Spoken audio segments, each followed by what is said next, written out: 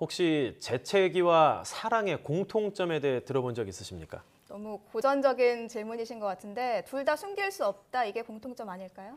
네, 맞습니다. 재채기는 코끝을 간지럽히다가 큰 소리와 함께 터져 나오는 생리현상 중 하나죠. 참기도 힘들고 또 유발하는 원인도 다양합니다. 이렇게 말하고 보니까 사랑과 재채기 비슷한 구석이 굉장히 많은 것 같은데요. 네, 맞습니다. 이 재채기에 대해서 여러 가지 재미있는 사실이 참 많다고 하는데요. 한번 짚어볼까요? 가천대 길병원 호흡기내과 이상표 교수 연결됐습니다. 안녕하세요. 네, 안녕하세요. 네, 저희가 앞서 이 재채기와 사랑에 대해서 얘기를 하면서 시작을 했는데 이 재채기, 물론 감기에 걸렸을 때도 많이 나오지만 여러 가지 다른 원인으로도 많이 발생하곤 하는데요. 네. 우선 이 재채기 어떤 원리로 나오는 겁니까? 그 재채기는 비강이라고 하는 콧구멍을 통해서 해로운 물질이 우리 몸에 들어오는 것을 막기 위한 방어 기전의 하나입니다. 그래서 알레르기 물질이나 이물질, 염증 물질 같은 것들이 이제 코로 들어오면은 코에 있는 감각 세포에서 이제 이상 신호가 감지가 되죠. 그러면 중추신경의 그 머리 쪽에 있는 연수라는 곳이 있거든요. 그쪽에 이물질이 들어왔다는 신호를 보내면 반사적으로 숨을 들이신 후에 폭풍과 같은 속도로 바람을 내보내면서 이물질을 제거하는 것이죠. 이게 바로 재채기입니다.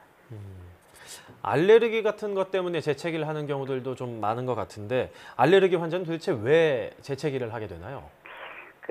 흔히 알레르기를 유발한다고 알려진 물질이 굉장히 많은데 우리가 이제 일반적으로 알고 있는 것은 꽃가루, 진먼지, 찐득이, 동물 털 등이 있고 요즘은 이제 화학물질이나 공기 오염을 일으키는 미세먼지 등이 중요한 원인으로 알려져 있습니다. 근데 이렇게 많은 원인의 알레르기 유발 물질이 몸으로 들어오면 이 비염이나 천식이 악화되잖아요. 그래서 네. 이런 알레르기 환자들의 비점막은 유해한 알레르기 물질이 몸속으로 들어오는 걸 막기 위해서 굉장히 예민해져 있습니다. 그래서 알레르기 물질이 조금이라도 코로 침투되면 아까 말씀드렸던 방법으로 알레르기 물질을 제거하는 것이죠. 그래서 최대한 빨리 알레르기 물질이 코로 들어오는 걸 막기 위해서 재채기를 하게 되는 것으로 되어 있습니다.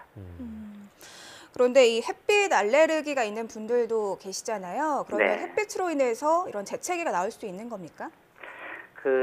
이게 재미있는 현상인데 어둠 속에 있다가 갑자기 이제 강한 햇빛에 노출되면 재채기를 하는 환자들이 꽤 있어요. 네. 그래서 예. 이거를 이제 햇빛 재채기, 빛 재채기라고 불리기도 하는데 연구에 의하면 세계 인구 중에 약 15% 정도가 이런 것이 있다고 그래요. 그래서 터널을 갓 빠져나온 트럭 운전사라든지 운전자들이 재채기를 하면서 사고의 원인을 일으키기도 하는데 이 재채기를 유발하는 빛의 강도는 사람마다 다르지만 눈에 들어오는 빛이 동공을 수축시키잖아요. 이 동공을 수축시키는 신경과 코에서 재채기를 유발하는 신경 전달 체계가 꼬이는 겁니다. 그래서 두 개의 어떤 크로스톡이 일어나면서 재채기를 일으키는 굉장히 특이한 경우라고 할 수 있습니다. 이런 햇볕 재채기는 이제 동물에서도 흔한 것으로 되어 있고 특히 고양이과 동물은 아침에 햇볕에 노출되면 재채기를 많이 하는 것으로 되어 있어요. 그래서 사냥을 나가기 전에 코를 깨끗이 하고 이제 사냥을 나가는 그런 기전으로 우리가 믿어지고 있습니다. 햇빛이 재채기를 유발할 수 있다고 하니까 괜히 재채기가 나올 듯 말 듯 간질간질할 때는 좀 밝은 부분을 보면 시원하게 재채기를 할 수 있겠다 이런 생각도 드는데요. 그런가 하면 이 지나치게 배가 부를 때 혹은 성관계를 할 때 재채기가 나오는 경우도 있다고요? 예, 그런 특이한 경우도 있습니다. 그래서 방금 재채기의 원리가 감각신경, 중추신경, 반사신경으로 이렇게 연결된다고 말씀을 드렸는데 예. 위장의 복부 팽만을 느끼는 팽창하는 감각이라든지 성적 흥분을 느끼는 신호 전달 체계가 재채기를 일으키는 신호 전달 체계하고 평행하게 가면서 전선의 합선처럼 이렇게 크로스톡이 일어나는 경우가 있습니다. 이런 경우에 일부 사람들은 재채기가 발생하는 것으로 되어 있고 이런 전달 체계의 어떤 교차 반응이 일어나는 사람들은 유전적으로 발생된다고 그래요. 그래서 아마 가족 중에 집단적으로 생기는 것으로 알려져 있습니다. 네. 한마디로 이 재채기는 외부 자극에 대한 우리 신체 반응이다 이렇게 정리를 해볼 수 있을 것 같은데요. 네, 맞습니다. 운동을 하거나 아니면 좀 신체 활동을 격렬하게 했을 때 재채기가 더 잘 나오는 그런 사례도 있다고 합니다. 그렇다면 이 신체 활동과 재채기 어떤 관계가 있는 건지 궁금한데요.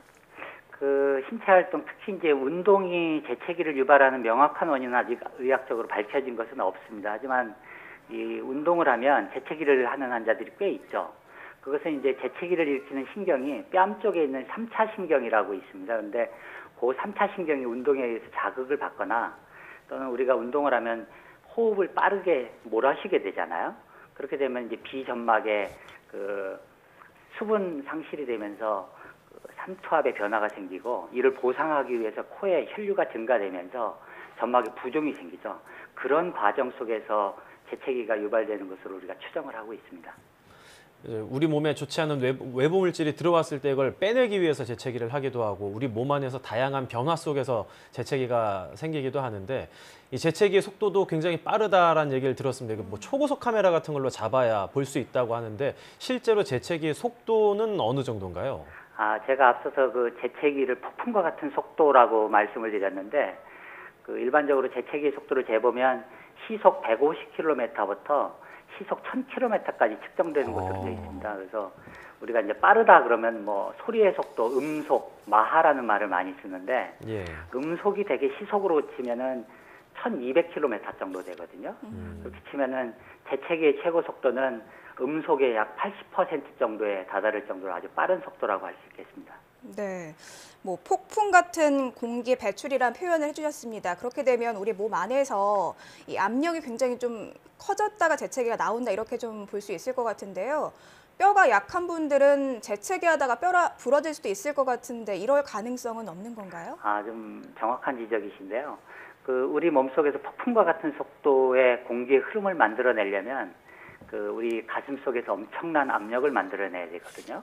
그 순간적으로 큰 압력을 만들어내려면 호흡에 관여하는 늑골 근육이라든지 횡격막이 순간적으로 수축을 해야 됩니다. 그래서 이런 과도한 수축이 일어나면 복압이 올라가면서 특히 이제 골다공증이 있다든지 뼈가 약한 분들은 그 골절이 실제 생길 수 있습니다. 그래서 진료실에서도 보면은 심한 기침이나 재채기 때문에 그 늑골 골절이 생겨서 오는 환자들을 종종 볼 수 있습니다. 골절이 우려되는 분들은 좀 재채기를 적게 하거나 멈추는 게 좋기는 할 텐데 혹시 멈추거나 줄이는 방법 같은 게 따로 있을까요? 재채기는 이제 방금 말씀드렸듯이 어떤 자극에 대한 반사적으로 나오는 것이라서 그 인위적으로 참는 것은 매우 어렵습니다. 하지만 일부 이제 심한 자극이 아닌 경우에는 대뇌에 있는 전두엽 쪽에 우리 인지 기능을 담당하는 곳이 있잖아요. 그래서 이 대뇌 피질에서 일부 억제할 수는 있는데 대부분은 억제할 수 없는 그런 특징을 가지고 있습니다. 그래서 골다공증이 있다든지 수술 후에 복부 봉합을 한 환자 또는 뭐 안정을 취해야 되는 환자들은 좀 재채기를 줄이기 위해서 집안의 먼지를 줄인다든지 적절한 습도를 유지한다든지 또는 마스크를 사용한다든지 등의 예방 조치를 취할 수 있다고 할 수 있겠습니다. 네. 지금까지 재채기에 대한 여러 가지 비밀들에 대해서 가천대 길병원 호흡기내과 이상표 교수와 이야기 나눴습니다. 교수님 오늘 말씀 감사합니다. 네, 고맙습니다.